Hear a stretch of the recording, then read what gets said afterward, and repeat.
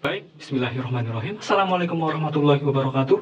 Berjumpa kembali dengan saya Abizan Syahadin di channel Pengabdi Wayang Windu dengan program andalan kita Bingkai Wayang Windu.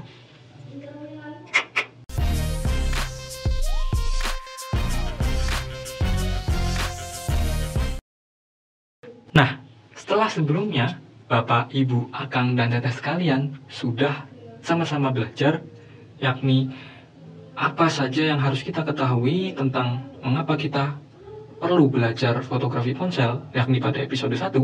Kemudian pada episode kedua kita sudah sama-sama mengenal fitur-fitur apa saja yang lazim disematkan pada kamera smartphone masa kini. Nah, untuk episode ketiga ini kita akan beranjak ke pembelajaran inti, yakni praktik dari fotografi ponsel. Berbicara mengenai hal-hal apa saja yang sebaiknya kita lakukan dan sebaiknya tidak kita lakukan saat mengambil foto dengan ponsel, sepertinya saya akan mengawalinya dari tahap yang paling sederhana dan yang paling mudah kita lakukan, yakni membenarkan cara kita memegang ponsel.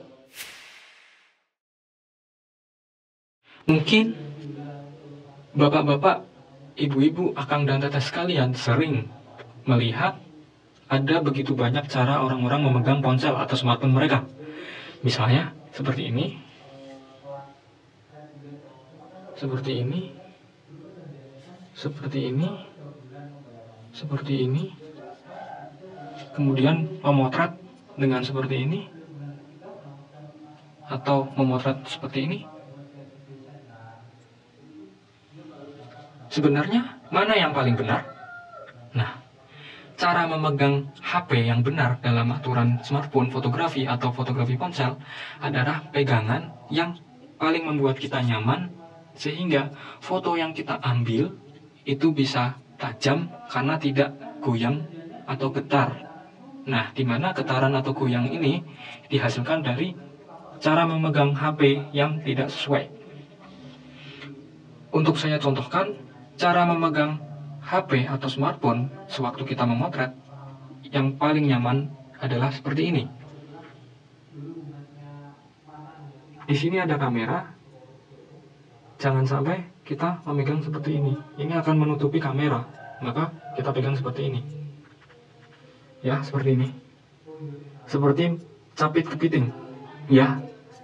Kemudian kita posisikan tangan serileks mungkin.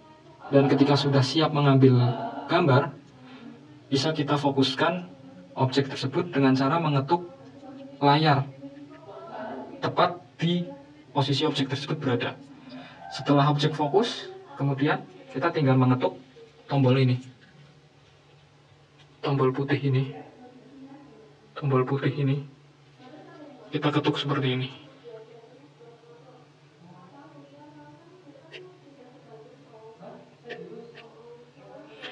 Lain cerita kalau kita memegangnya seperti ini, kemudian kita mengetuknya seperti ini. Ini akan goyang, ya, akan membuat gambar kita goyang sehingga tidak tajam atau fokus. Kemudian untuk pengambilan secara vertikal, kita bisa memegangnya seperti ini untuk tangan kiri, kemudian tangan kanan kita taruh seperti ini, dan kita tinggal mengetuk ini, seperti ini. Kurang lebih seperti itu ya. Mudah bukan? Kemudian selanjutnya, apa saja yang bisa dan harus kita lakukan selama melakukan pengambilan gambar dengan kamera HP? Yang kedua, kita bisa mengatur dan menyesuaikan komposisi apa yang ingin kita gunakan. Nah, setelah sebelumnya, kita sendiri sama-sama belajar tentang apa itu aspek rasio, ya. Semoga masih pada ingat ya. Aspek rasio sendiri kan terbagi menjadi kurang lebih 4, yakni 1:1 atau persegi, 3:2, 4:3, dan yang terakhir 16:9. Lantas, mana aspek rasio yang paling sesuai untuk kita gunakan? Nah, semua itu dikembalikan kepada keinginan kita untuk memotret apa. Bila untuk memotret pemandangan, biasanya kita gunakan aspek rasio 3:2 atau 16:9. Sementara itu, bila kita ingin memotret manusia atau portret dengan objek hanya satu manusia saja, biasanya kita bisa menggunakan 1:1 atau 4:3. Sehingga foto kita lebih terfokus ke objek atau subjek manusia yang kita potret gitu. Nah, dari aspek rasio ini kita pun memiliki keleluasaan untuk mengatur cara pembengkaian objek kita yang kemudian kita kenal sebagai komposisi. Nah, komposisi di sini saya akan memberitahu kurang lebih ada 4 sampai 5 komposisi yang terdiri dari pertama, rule of third. Rule of third atau bahasa Indonesianya yakni aturan garis sepertiga merupakan salah satu komposisi termudah dalam fotografi yang bahkan dapat kita lakukan dengan menggunakan kamera smartphone. Sebagaimana sudah saya ceritakan pada episode kedua, yakni setiap kamera HP sekarang pasti memiliki fitur grid line seperti ini. Grid line bisa kita aktifkan lewat menu grid line. Di situ nanti akan ada semacam tombol untuk menonaktifkan dan mengaktifkan grid line. Bila grid line sudah aktif, maka di layar handphone bapak-bapak, ibu-ibu, akang dan teteh sekalian akan terlihat adanya garis yang saling berpotongan satu sama lain sehingga membentuk 9 bidang kotakan yang sama besar. Nah, rule of third ini merupakan komposisi di mana kita meletakkan objek utama yang ingin kita potret dan fokuskan ke garis perpotongan, di mana garis perpotongan ini ada 4, di pojok kanan atas, di pojok kiri atas, di pojok kanan bawah, dan di pojok kiri bawah. Di 4 titik persimpangan atau perpotongan itulah kita bisa menempatkan objek yang kita sukai sehingga bisa terlihat lebih menarik. Kemudian komposisi kedua yakni repetition atau pengulangan. Sebagaimana namanya, pengulangan di sini adalah penggunaan objek atau subjek yang memiliki keseragaman atau kemiripan rupa. Keseragaman di sini bisa berupa bentuk, warna, atau garis-garis penyusun lain. Seperti yang saya contohkan dengan foto dari dedaunan ini. Mengapa saya mengatakan dedaunan ini merupakan komposisi repetition atau pengulangan? Ya karena sudah jelas daun-daun dari tanaman ini memiliki bentuk yang sama dan disusun secara berulang-ulang. Kemudian komposisi ketiga yakni pattern atau pola. Sebagaimana namanya, pola di sini mendasarkan komposisi kepada permukaan suatu objek.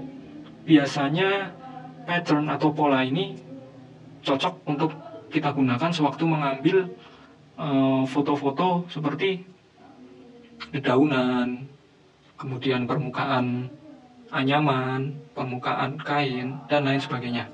Nah, komposisi pattern ini mau tidak mau harus memaksa kita menggunakan komposisi lain bernama filling the frame atau pemenuhan bingkai atau memenuhi bingkai. Nah, komposisi yang terakhir ini memaksa kita untuk memenuhi keseluruhan bingkai foto dengan satu objek foto yang ingin kita fokuskan dan ingin kita potret. Sebagaimana di sini adalah foto dari daun dan bunga. Ya. Nah, itu tadi adalah 4 komposisi yang bisa kita gunakan untuk mempermudah kita mengambil gambar dengan kamera handphone. Sebenarnya ada satu lagi komposisi kelima yakni leading lines. Leading lines di sini merupakan sebuah komposisi yang bisa kita ciptakan yakni dengan melihat apakah di sekitar objek utama kita terdapat garis-garis imajiner atau garis-garis bantu yang tersusun secara tidak sengaja atau alamiah dari hal-hal atau benda-benda yang mengitari objek utama kita. Misalnya jalan, garis, ranting, celah, sungai, dan lain sebagainya. Nah, dari 5 komposisi ini, kita kemudian beranjak ke tips and trick terakhir, yakni membaca cahaya atau arah datangnya cahaya.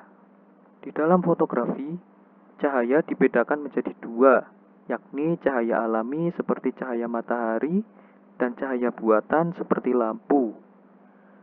Mengapa fotografer harus mampu membaca arah datangnya cahaya? Jelas, karena cahaya adalah kunci utama dari terbentuk atau tidaknya foto yang kita inginkan.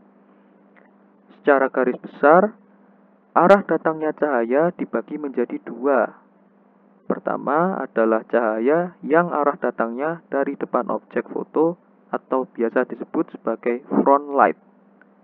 Kedua adalah cahaya yang arah datangnya dari belakang objek foto atau biasa disebut sebagai backlight. Front light sendiri merupakan kondisi di mana cahaya datang dari arah depan objek foto, atau dengan kata lain, sumber cahaya berada di belakang fotografer. Front light sendiri memiliki efek, yakni permukaan objek foto akan terkena cahaya yang memadai, sehingga fotografer dapat menghasilkan foto dengan rupa objek yang jelas. Di sisi lain, bila letak sumber cahaya berada di belakang objek foto atau backlight, maka objek foto membelakangi arah datangnya cahaya. Misalnya seperti saat kita memotret teman kita dengan latar belakang sunset atau matahari tenggelam. Hal yang demikian ini pun akan membuat objek foto yang terpotret akan berupa siluet. Siluet sendiri merupakan sebuah hasil rekaman objek foto di mana rupa objek gelap keseluruhan, tetapi bentuk dasar objek foto masih kelihatan. Siluet ditimbulkan karena intensitas atau terangnya cahaya yang menerpa bagian depan objek foto lebih kecil ketimbang cahaya yang ada di belakang objek foto. Nah, Bapak, Ibu, Akang, dan Teteh sekalian, kurang lebih itulah beberapa bentuk praktik yang bisa kita lakukan untuk mempermudah kita dalam mengambil gambar dengan kamera smartphone atau ponsel. Sekian dari saya, terima kasih. Assalamualaikum warahmatullahi wabarakatuh. Hatur nuhun. Sampai jumpa.